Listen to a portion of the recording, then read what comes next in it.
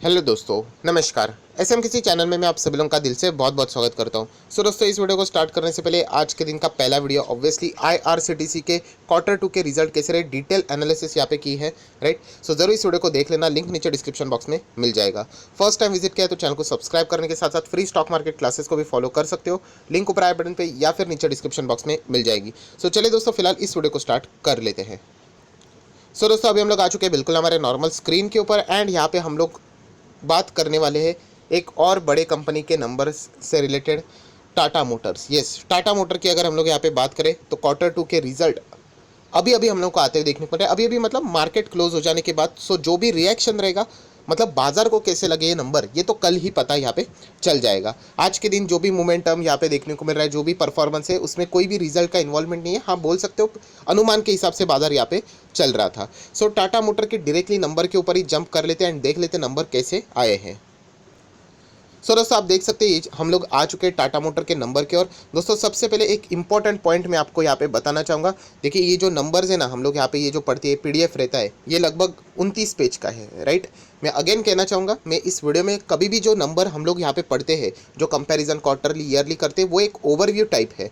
आप लोगों ने सारी चीज़ें भी पढ़नी चाहिए, उसके नीचे नोट्स भी रहते हैं, बहुत सारी चीज़ें अलग अलग एडजस्टमेंट भी रहते हैं। अगर हम लोग बात करें कंपनी के कुछ या फिर मैनेजमेंट के क्या रहते हैं, कुछ यहाँ पे कमेंट्रियाँ भी रहती है, वो क्या एक्सपेक्ट करते हैं फ्यूचर में क्या करेंगे, अभी फिलहाल क्या दिक्कत है, कुछ ऐसी भी बातें हम लोग को रिजल्ट में पढ़ने को मिलती है। सो ये 20-30 पेज का ये इतना बड़ा ये जो रिजल्ट की अगर हम लोग बात करें तो ये सिर्फ इतना ही नहीं रहता है कि ये नंबर्स पढ़ना, आपने बाकी भी चीज़ें पढ़नी होती है। बट वीडियो की बात करें 10-15 मिनट के वीडियो में ये सारी चीज़ें कवर नहीं होती है, तो एक ओवरव्यू के लिए हम लोग ये सबसे पहले चीज़ों को कवर करते हैं। सो ज़रूर आप लोगों ने बाकी चीज़ों को भी यहाँ पे पढ़ना है, ठीक है। अभी बात करेंगे टाटा मोटर की, तो आप सब लोग पता है टाटा मोटर की दो बिजनेसेस है। दो बिजनेस मतलब एक डोमेस्टिक लेवल का इंडिया का बिजनेस, जिसको हम लोग स्टैंड अलोन ये जो नंबर रहेंगे उसके हिसाब से आप लोग आइडेंटिफाई करके यहाँ पे पढ़ सकते हो कि कैसा चल रहा है। एंड दूसरा कौन सा है, JLR का बिजनेस, आप सब लोग पता है जैगवार एंड लैंड रोवर, जिसको हम लोग कंसोलिडेटेड नंबर्स में पढ़ेंगे। देखा गया तो ये वाला बिजनेस मतलब ये थोड़ा आप लोगों ने ज़्यादा डिटेल में पढ़ना चाहिए, क्योंकि आपका अल्टीमेटली जो पैसा लग रहा है वो टोटल इसी में ही हम लोग को पैसा लगते हुए देखने को मिल रहा है। बट स्टिल हम लोग दोनों नंबर्स को यहाँ पे पढ़ेंगे। थोड़ा सा ये जो स्टैंड अलोन वाला है इंडिया का बिजनेस, थोड़ा उसको फास्ट रिव्यू करेंगे। JLR वाला बिजनेस, कंसोलिडेटेड वाला बिजनेस, थोड़ा सा ज़्यादा डिटेल में स्टडी जरूर करेंगे। एंड उसी के साथ साथ कंपनी के जो मैनेजमेंट है उन्होंने क्या क्या यहाँ पे कुछ हाईलाइट पॉइंट्स किए हैं, क्योंकि सेमीकंडक्टर के इश्यूज आप सभी लोगों को पता है, चिप शॉर्टेजेस, इससे रिलेटेड उन्होंने पहले कुछ कमेंट्रियाँ की थी। क्या अभी उन्होंने कुछ बदलाव किए हैं जो होने वाले यहाँ पे जो EBIT के मार्जिन की अगर हम लोग बात करें, वहाँ पे उससे रिलेटेड क्या बातें उन्होंने की है, ये सारी बातें हम लोग को यहाँ पे पढ़नी है, जो कि इस रिजल्ट में आपको मिल जाएंगे। सबसे पहले जैसे मैं कहता हूँ आपको डायरेक्टली नंबर के ऊपर जंप नहीं करना है, आपको यहाँ पे अनुमान लगाना है कि क्या पहले नंबर्स यहाँ पे आ सकते हैं। अभी हमारे लिए ज़्यादा कोई टफ नहीं, क्योंकि खुद टाटा मोटर ने यहाँ पे बता दिया था कि इस ईयर की अगर हम लोग बात करें, फाइनेंशियल ईयर की बात करें, तो क्वार्टर 1 एंड क्वार्टर 2 के रिजल्ट से ज़्यादा उम्मीदें मत रखना। उन्होंने साफ साफ ये स्पष्ट किया था, आपको याद भी होगा 10% सर्किट भी लगा था स्टॉक में। तो क्वार्टर 1 तो हट चुका है एंड हम लोगों ने देख भी लिया, ऐसा उन्होंने क्यों बोला था, क्योंकि नंबर्स लॉस में थे। सो क्वार्टर 2 भी अगर हम लोग बात करें, ऑलरेडी उन्होंने बताया था कि खराब परफॉर्मेंस रहेगा, मतलब ये भी नंबर लॉस में ही रहने के चांसेस ज़्यादा है।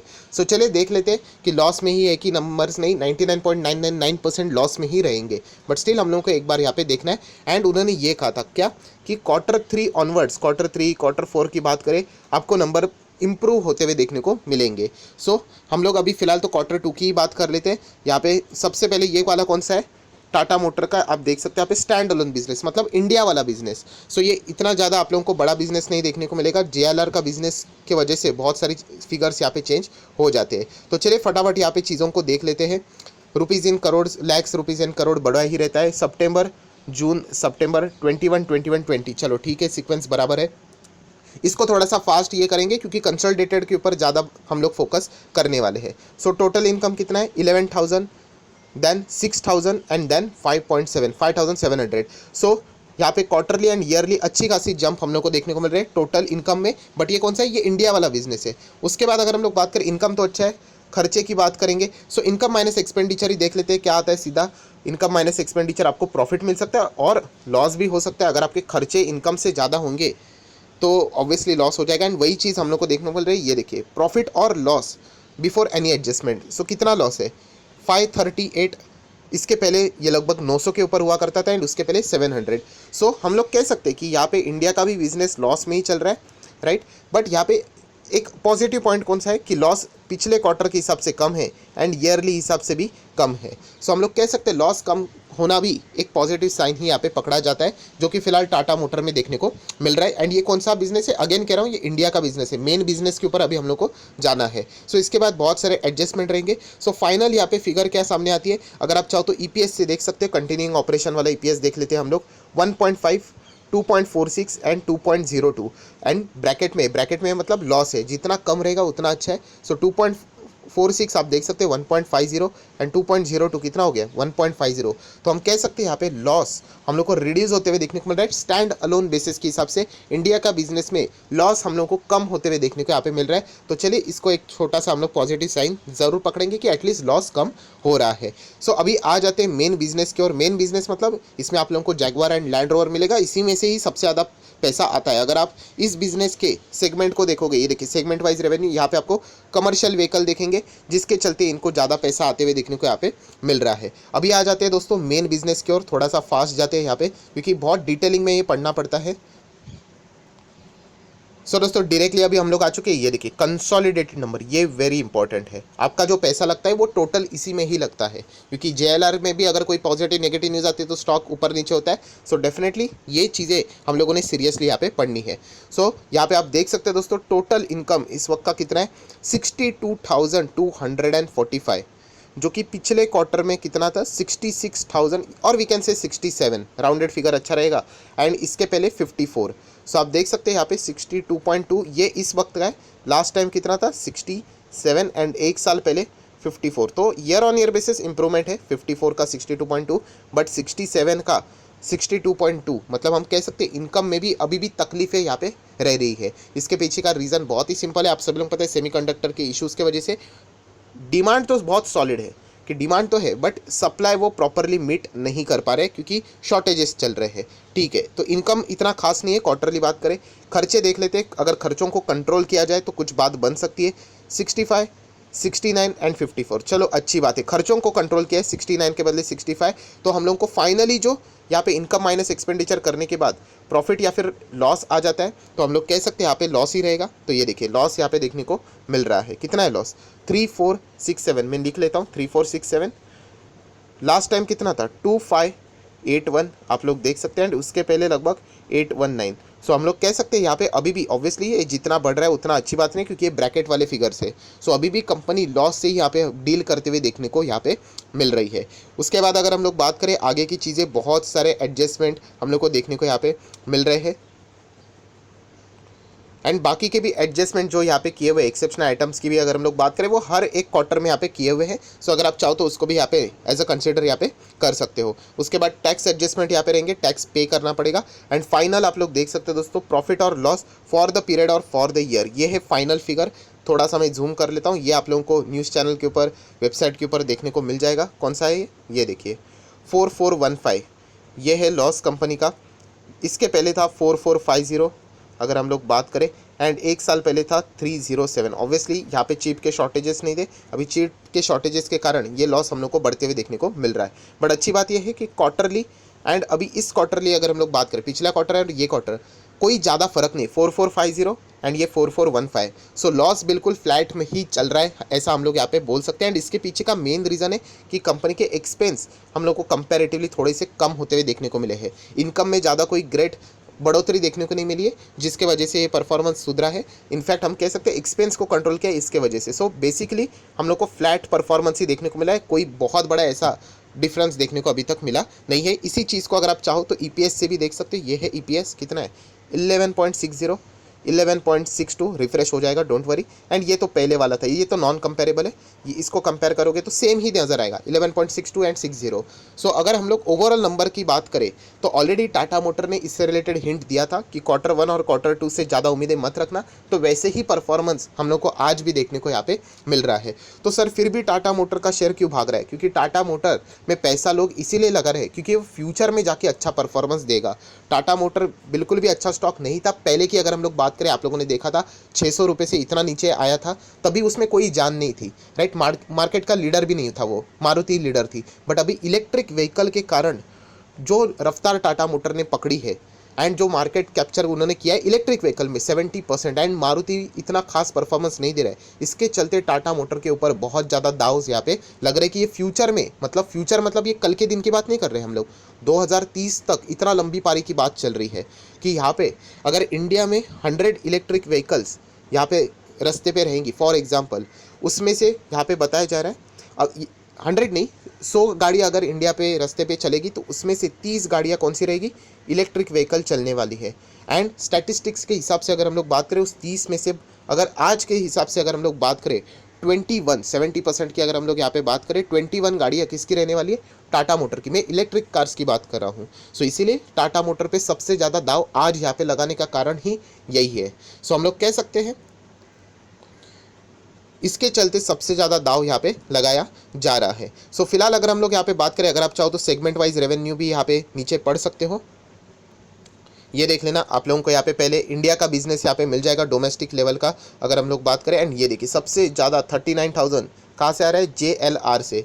बट JLR आप देख सकते हैं डाउन है, पहले 39, मतलब इस वक्त 39, इसके पहले 51 हुआ करता था एंड उसके पहले 41। सो बहुत ही डाउनफॉल JLR में देखने को यहाँ पे मिल रहा है। एंड ऐसा क्यों, तो उससे रिलेटेड भी बातें फर्स्ट पेज पे ही आप लोगों को यहाँ पे मिल जाएगी। यस, आप लोग यहाँ पे देख सकते हैं, थर्ड पेज है यहाँ पे, JLR से रिलेटेड क्या हाईलाइट्स है आप लोग यहाँ पे पढ़ सकते हो ये।